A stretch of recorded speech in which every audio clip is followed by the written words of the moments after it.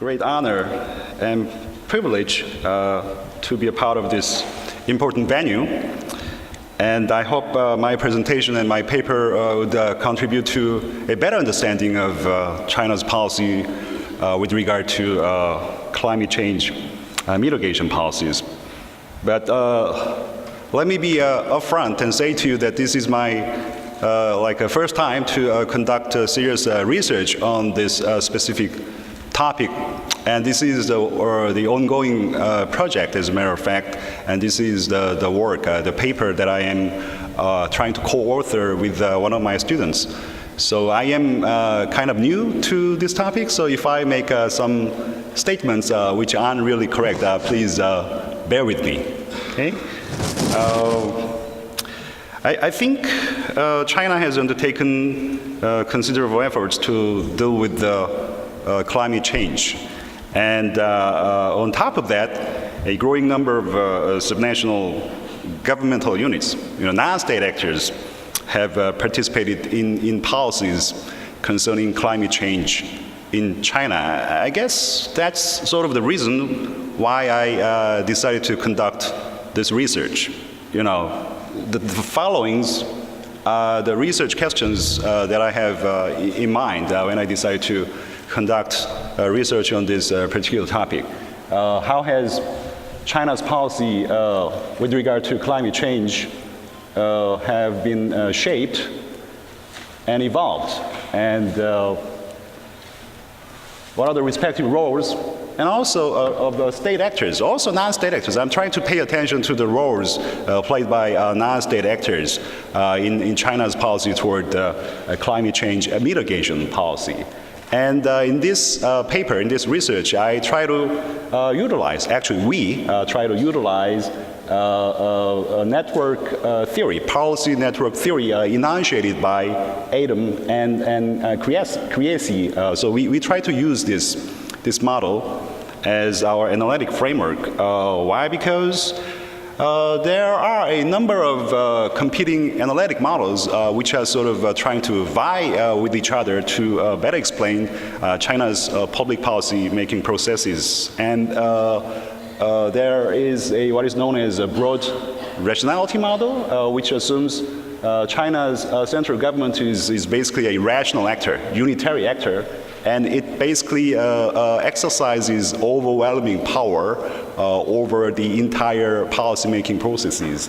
And there is this power model, and one of the flaws we found with this model is that it assumes China's state as unitary actor, coherent actor, which is true to a certain extent, but we found these models have a lot of limitations. And I guess more influential model has been what we have identified as a fragmented authoritarianism model, fragmented authoritarian model. And this model is different from the previous two models in that it assumes policy making is also, in China, is decentralized as well as centralized. So it has some decentralized features. So this emphasis of a fragmented authoritarian model is something that separates from the previous models, which has sort of a monolithic assumption about the China's policy-making processes. And this model assumes that policy-making in China takes place under a structurally fragmented and segmented and stratified environment. And policy outcomes are shaped by the incorporation of diverse interests of diverse actors. So this model, fragmented authoritarianism model, emphasizes the fact that policy process in China has become increasingly pluralized. And more non-state actors are involved in China's public policy making processes. But at the same time, we found that this authoritarian model, fragmented authoritarian model, has also limitations because it doesn't really take into account the fact that policy making in China is taking place under increasingly network environment, dynamic environment.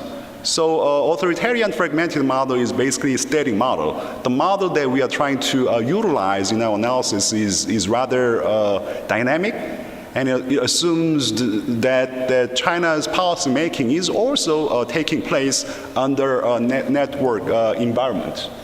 Okay.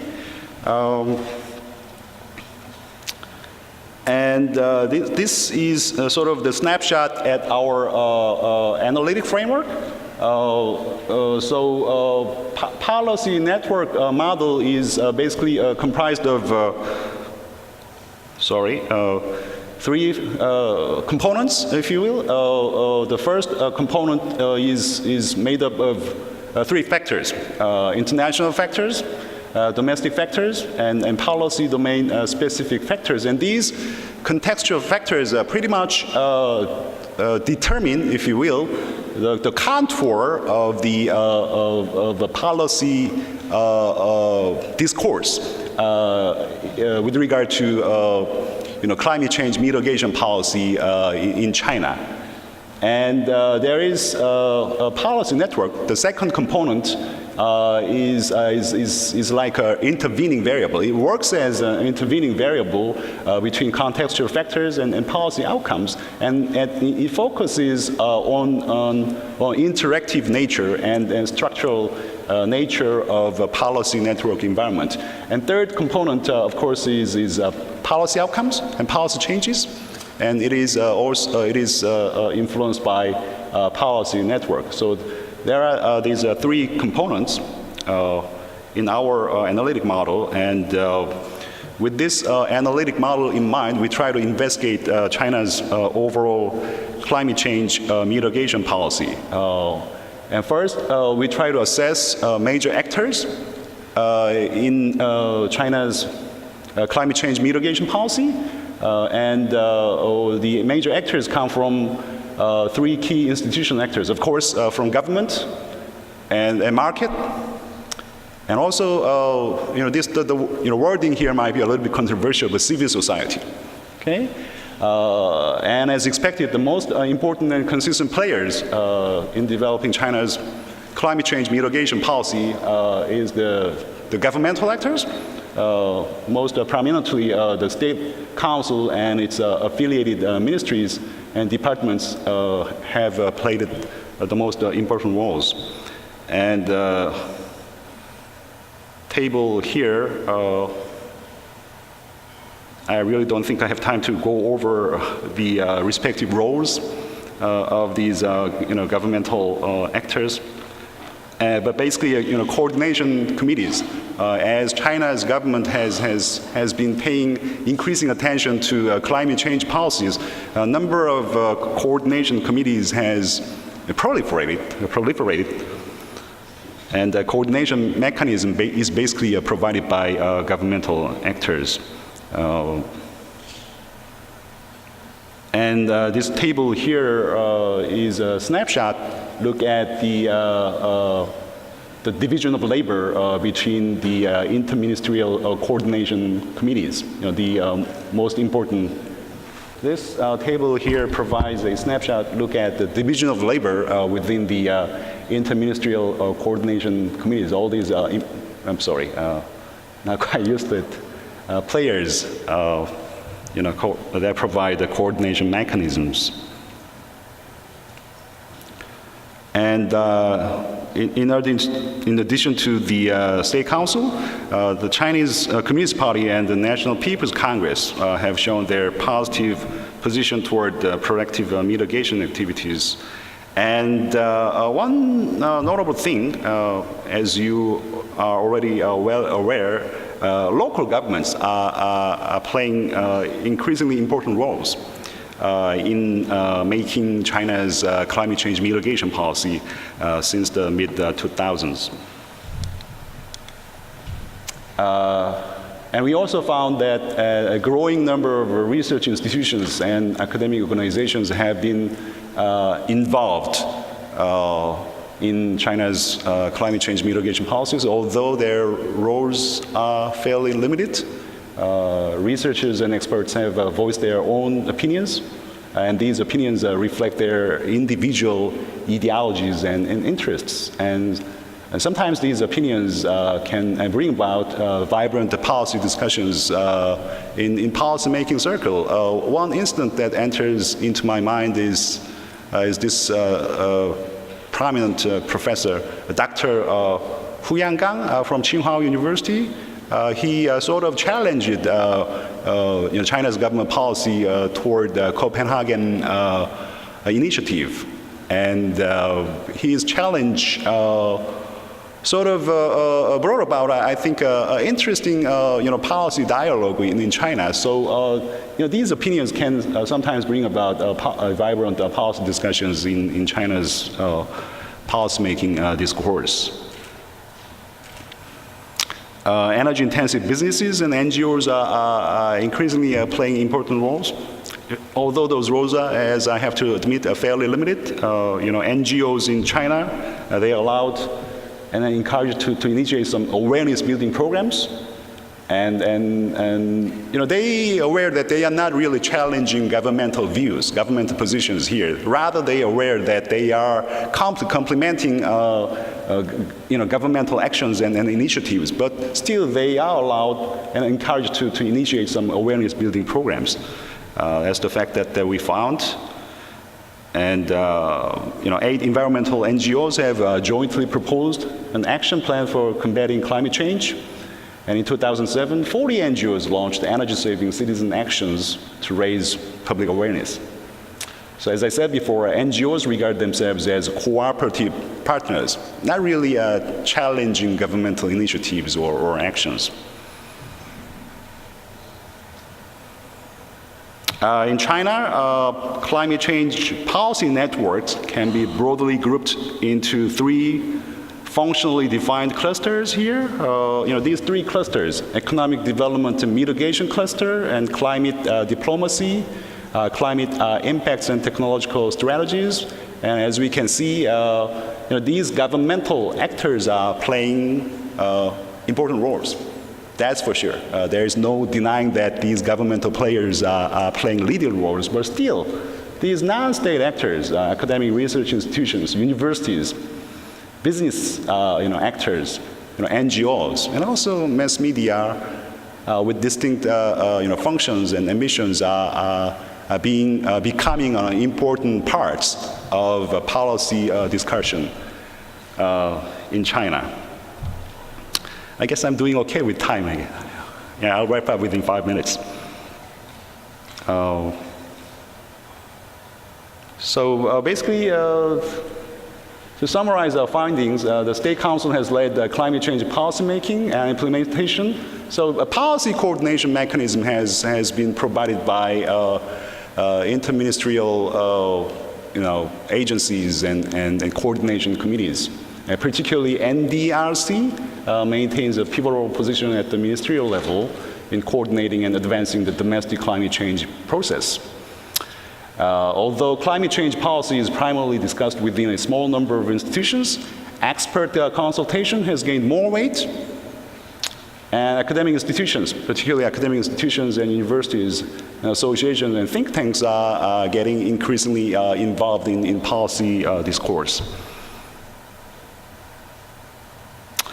And I really don't think I have time to go over the policy outcomes, but this, you can take a look at my paper, and this table shows major climate change policies and measures adopted in China as a result of the governmental as well as the non-governmental efforts in previous years. Okay.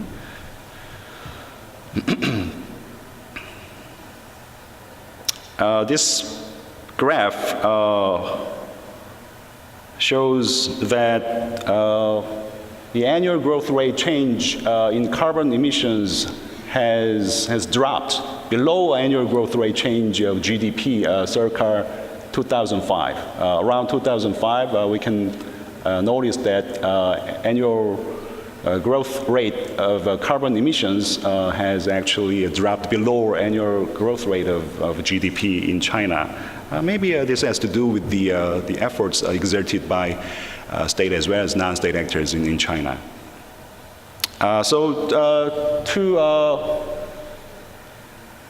To summarize some of the notable findings that we made in our research, more bureaucratic agencies have been, as China's government started to pay more attention, increasing attention to climate change mitigation policy, number of governmental agencies have increased as well. And NDRC, MOFA, and MOST, they have gradually become the leading ministerial agencies in terms of dealing with the climate change mitigation policies. As China,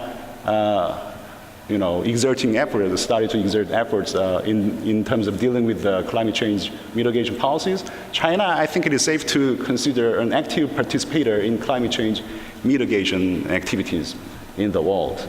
And there has been increasing interaction among government, market, and civil society actors in participating in climate change mitigation activities. And particularly, we found that one of the notable things is that research institutions, I may be wrong, but this is one of the findings that we made. Research institutions have gained more weight in policy consultation and advising. However, in China, the state government at central level, led by the State Council, pretty much dominates the climate policy making processes and dialogues and discourse. In recent years, there is no denying that China has demonstrated greater proactiveness and enthusiasm in promoting climate change mitigation policies. And we strongly believe that China's readiness and this proactiveness is the result of not just a single factor, not just a governmental policy, but is a result of a convergence of multiple factors, such as international factor, national factor, and specific policy domain factors as well. And under these contexts, innovative climate change mitigation policies have been allowed to pilot and diffuse to a larger scale. With the development of international climate change regime, China has successfully established a network of actors to conduct and coordinate national climate-related actions and policies. Well, this is pretty much it for my presentation. Thank you very much for your attention. Thank you.